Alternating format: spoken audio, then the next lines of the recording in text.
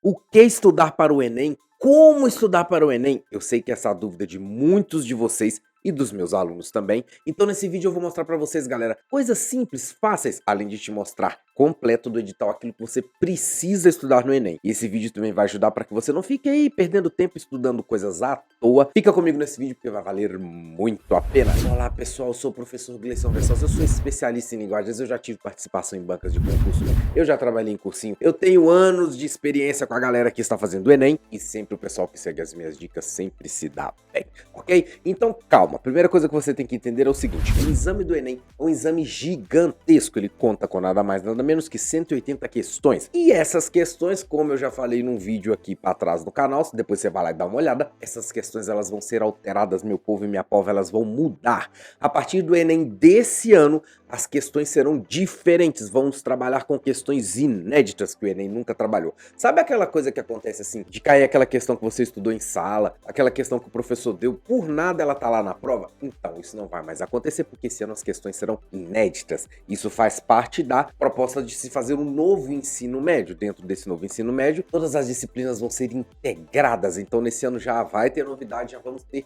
aí algumas disciplinas um pouco diferenciadas, vocês já vão notar algumas diferenças. Não sabemos ainda quais são essas diferenças. À medida que formos sabendo, nós vamos falar para vocês aqui no canal, por isso que você tem que estar sempre inscrito para que você consiga saber disso, ok? Então vamos lá, galera. A primeira coisa que você tem que saber é o seguinte, que o conteúdo para que você estude para o Enem é gigante. Estou mostrando para vocês aí na tela todas essas competências que você precisa saber. Nessa hora o aluno sempre entra em pânico e diz: professor, eu não sei nem metade disso, eu não passei todo meu curso ali no ensino médio, etc, eu não sei nem metade disso. Eu sei que você não sabe nem metade disso, meu povo. Só que a questão aqui é o seguinte: você não precisa saber exatamente tudo aquilo daquela forma que está sendo colocada. E agora já vai a primeira dica, que é uma dica muito importante. Antes de você se aprofundar nos conteúdos, você necessita saber o básico. Por quê? As questões do Enem, elas não têm o mesmo peso. O que isso significa? Que se você fizer uma questão fácil ou se você acertar uma questão difícil, os pesos das questões vão ser diferentes. Então no Enem, você tem que acertar primeiramente as questões fáceis, porque as questões fáceis elas vão valer mais pontos do que as questões difíceis. Então é por isso que ocorre às vezes de um aluno e o outro ter o mesmo tanto de acerto, mas a nota deles serem diferentes. Porque no Enem mais vale você acertar uma questão fácil do que você acertar uma questão difícil. Então quando você vê toda essa parte aí que está no anexo, que eu estou mostrando para vocês, vou deixar os links aqui na descrição também. Toda essa parte não precisa de apavorar e de entrar em pânico, primeiro você tem que fazer o básico. Porque o básico que vai ser o mais importante. Então, se você ainda está na escola, foque nisso. Se você está lá no cursinho, foque no básico, porque é o básico que te derruba. As áreas do conhecimento, como vocês já devem ter visto lá no edital, então elas têm linguagens, códigos e suas tecnologias e redação, que é o foco do conteúdo aqui do nosso canal. A gente tem muito vídeo aqui, depois vocês dão uma maratonada lá, tá? Ele vai englobar língua portuguesa, literatura, língua estrangeira, e aí você optou por inglês ou por espanhol, artes, educação física, tecnologias da informação e comunicação. Vem tudo junto e misturado dentro da mesma prova, tudo mesmo dentro do mesmo balaio. Agora, da agora para frente, as coisas vão ficar ainda mais conectadas, vai ter ainda mais coisa dentro do mesmo balaio. O que isso quer dizer? Que pode ser que eles te deem uma questão de literatura, mas que essa questão de literatura o texto esteja em espanhol. Ou te dê uma questão de literatura, mas o texto esteja em inglês. Eles estão planejando, eles estão abrindo essa caixinha de maldade, para que você, jovem padawan, não mais decore apenas uma coisa ou outra, mas que você seja capaz de integrar os conhecimentos, ok? A outra área dessas 4 áreas que você tem que estudar, a outra são as ciências humanas e suas tecnologias, que isso vai englobar história, sociologia, filosofia, história, geografia, filosofia e sociologia. Então perceba que quando você for fazer a prova do Enem, eles não vão dizer assim, prova de geografia, não. A prova vai ser ciências humanas e suas tecnologias.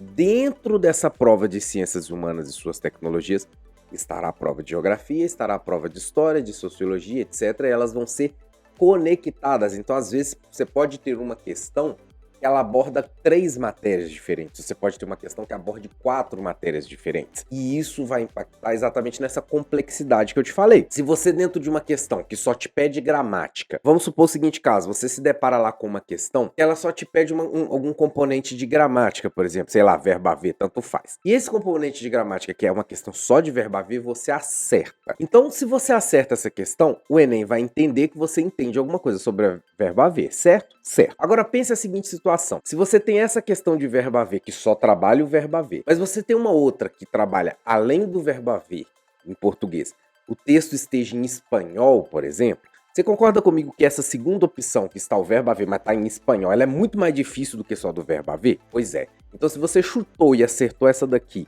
e errou a fácil, o sistema de correção do Enem ele vai fazer a conta e vai chegar à conclusão de que você chutou. E aí você vai ganhar menos ponto do que o cara que acertou a outra. É triste, mas é verdade. Então, tente ao máximo possível calibrar o seu chute. Quando você for chutar, tente chutar pelo menos assim, no jeitinho mais certo, porque se você errar as fáceis, o chute na difícil não vai resolver sua vida, ok?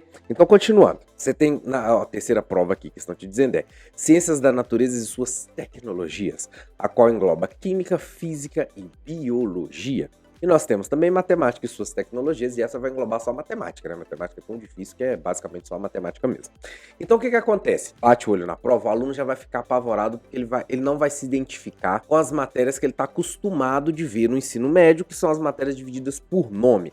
Ele vai ver as matérias divididas por bloco. Quando ele acessar as questões, aí também você vai dar um bug na sua cabeça, porque as questões também são bastante misturadas. Qual que é o jeito mais simples, já que você clicou nesse vídeo para isso, para você estudar? Eu recomendo fortemente que você tente trabalhar primeiramente só com o básico, então você vai tentar ao máximo possível aprender as matérias no seu básico. Então o que é o básico? Você vai estudar lá literatura, por exemplo, você vai estudar Cais, você vai estudar modernismo, arcadismo, etc.